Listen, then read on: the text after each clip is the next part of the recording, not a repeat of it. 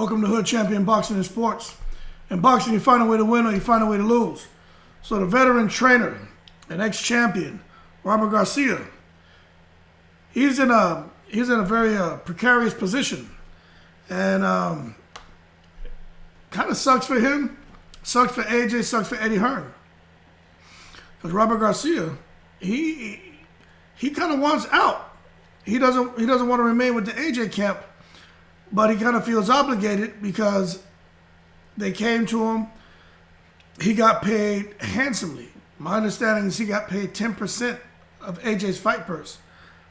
So that means Robert Garcia made like $10 million, something like that. My understanding is AJ made over $100 million. But, you know, I don't know. Some are saying like 60-something million. Either way it is, Robert Garcia made between $6 and $10 million for going over there for that AJ fight. But this is the thing. AJ is trying to fight 3 times a year, man. And he's trying to get back in the ring in December. And Robert Garcia is put in a position where he's got to make a decision. He can't maintain that kind of schedule with AJ. Robert Garcia has a bunch of champions, a bunch of boxers out there in Oxnard. And let's face it, his son, Peter can't handle all that. You know, Peter is learning. He's coming along, but Peter's never boxed. Peter can't come out there and run the gym like Robert. You know what I'm saying? Robert he got everybody to a certain point, and then he took off with AJ, and he has some very intelligent people there, guys, pretty good trainers there in his gym who can help those fighters. But at the end of the day, the Robert Garcia Boxing Academy, it's not the Peter Garcia Boxing Academy. Guys who are there at that gym want to be there because of Robert Garcia. Now, his dad is helping out back home, and we know his dad did very well as far as training fighters. His dad has a lot of insight, a lot of wisdom, and he imparts that on a daily basis to guys in the gym and also to his grandson, Peter. But at the end of the day, Peter is not Robert. Those other trainers are not Robert, okay? And this is where he's being put in a tough position, and he wants out, but he doesn't know how to get out. Because, you know, Eddie Hearn is, let me tell you something, man. Eddie Hearn wants Joshua to win. Because right now, Eddie Hearn, he's out of the heavyweight game. He's got, man, I'll tell you right now, man, right? Eddie Hearn is kind of, man, what'd I do with that? Eddie Hearn is out of the heavyweight game right now. You know, he has AJ, Dillian White, Babbitt, Zhang, Hergovic, some other up-and-coming guy, man. Who else? And Usyk is on there. I don't know if he's going to continue with him, but Usyk was on there. So Hearn has some notable names, right? But Usyk bounced, I believe, and they're not sure if they're going to continue with Eddie Hearn. But for the most part, Eddie Hearn doesn't really have that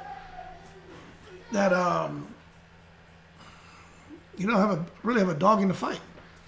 You know, Hergovic and Zhang are kind of making their way, but they're not there yet.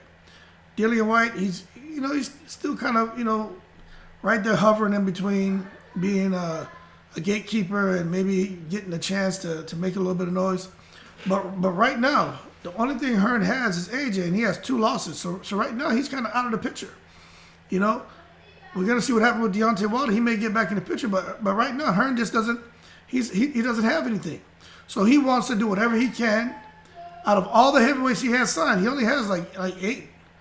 Out of heavyweights he has signed, there's only one that he really wants to invest in and get him back on track, and that's AJ.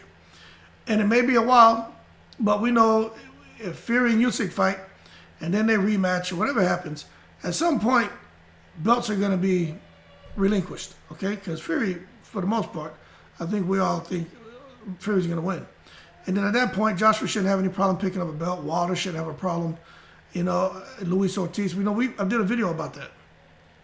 But right now, Robert Garcia, look, he's got to get back home. Now, Robert Garcia talked about what happened with AJ.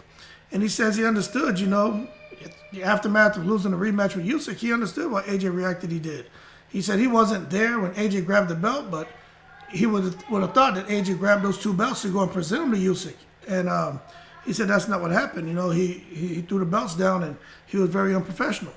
He did say that when he came to the locker room, and he said he was changing clothes. He said he could really see the frustration in AJ. He was just in disbelief that he lost, and he didn't want to lose. And he said they had to work really hard to get him to just relax because AJ was all over the place, which is understandable. Okay, so now Robert Garcia, put yourself in his position. Okay, he wants a heavyweight champion. It's decision time. You have all these fighters back home that you've been grooming, guys you turn into champions, right? And then you got AJ. AJ requires a lot of attention, a lot of time. Okay, because he's at that point in his career.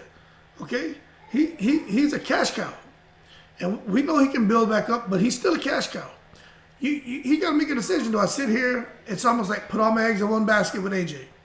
Hopefully he can get a belt at some point, and compromise all the time that I really need to put into these fighters I have in my gym. Robert Garcia is a loyal guy, and I just think at some point, and we'll come back to this video, that's going to create a rift back home with his fighters and his trainers, especially his son, because they have a friendly relationship with a lot of the boxers. His gym is all about business, but everyone seems to be pretty cordial, pretty friendly. I can see guys not wanting to come to the gym, not showing up. Guys start arguing with his son, arguing with the other trainers, because they feel like, damn, he just left us. And I know Robert Garcia is on the inside fighting with himself. I know he's having those conversations with people close to him, like, man, you know, I don't really know what to do. I know for a fact he's having those conversations. And Eddie Hearn is just sitting there. And the one thing about Eddie Hearn, right? He when Joshua said he wants to fight again in November, Hearn was like, can't do November, we can do December. But Hearn is just thinking about himself and Matchroom and AJ. He's not at all like, okay, hold on a second. Robert Garcia, what's the plans? Like, I'm sure there has to be a conversation about going forward. Was this just a one-fight deal? Is this a 2-3 fight deal? Eddie Hearn is a shrewd businessman. Believe me, if Eddie Hearn is going to bring him on, and Joshua chose him, right? And Eddie Hearn was involved in that process. For those of you who don't understand, Eddie Hearn was involved in selecting Robert Garcia. Anthony Joshua doesn't just get to go pick who he wants. Eddie Hearn can say, no, he's his own man, he's the boss, I do what he says. Listen to me. Eddie Hearn's not going to just let Joshua run out there and grab Abel Sanchez. He's not going to do that. Eddie Hearn's gonna want to know who it is, going to do his research on him if he doesn't know who it is, see his accomplishments, what's his pedigree as a fighter, as a trainer. Eddie Hearn's going to make sure those stars line up and they make the optimal choice, because at the end of the day, Joshua wins, Eddie wins. Joshua loses, Eddie loses. Eddie doesn't want to take a loss, just as much as Joshua doesn't want to.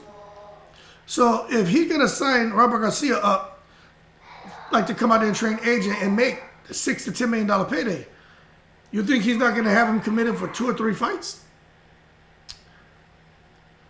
I couldn't find it. But Robert Garcia is not saying much. But I do know Eddie Hearn entered that room and said December. They don't say anything about Robert Garcia and what his plan is going forward. But I will tell you this, man. I will tell you this.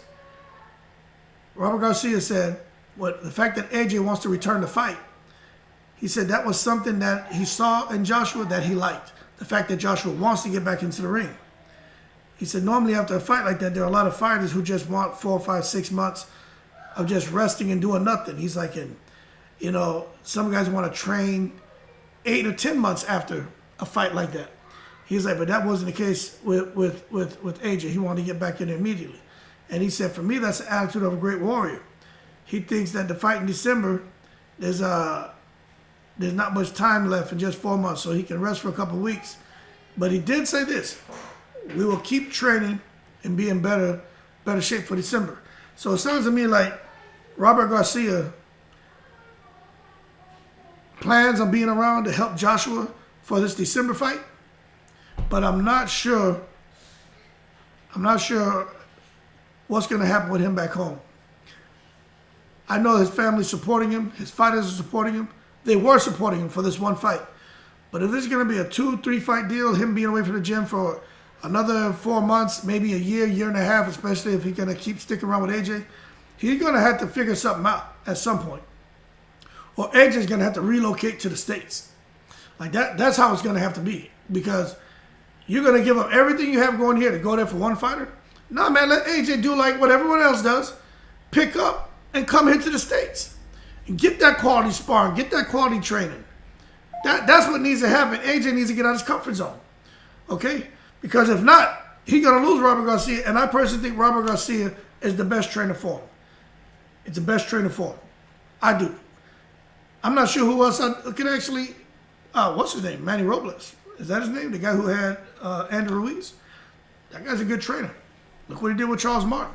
Can't help him with his chin, but he's got something to him as a trainer. But Joshua can't keep bouncing around.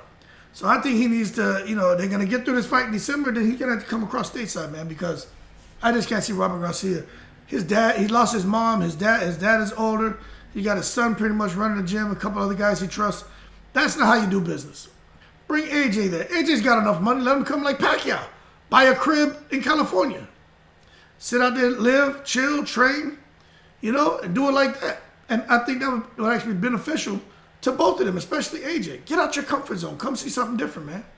And but we'll see what happens. But right now, I feel short term, Robert's going to struggle. He may push through to get to this fight in December with AJ. But after that, I think if he doesn't come back home, there's going to be a total breakdown of team dynamics in his gym as a result of his absence. And he's not going to let that happen.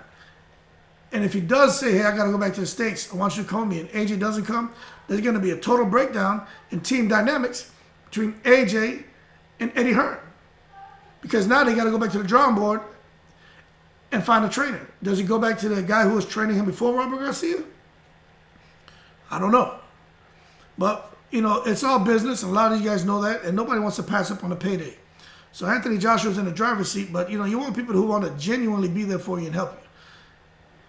And I think that's what may be the struggle for AJ going forward. But that being said, man, like and subscribe if you enjoyed the video. Shout out to the veterans. And as always, I'm in the breeze.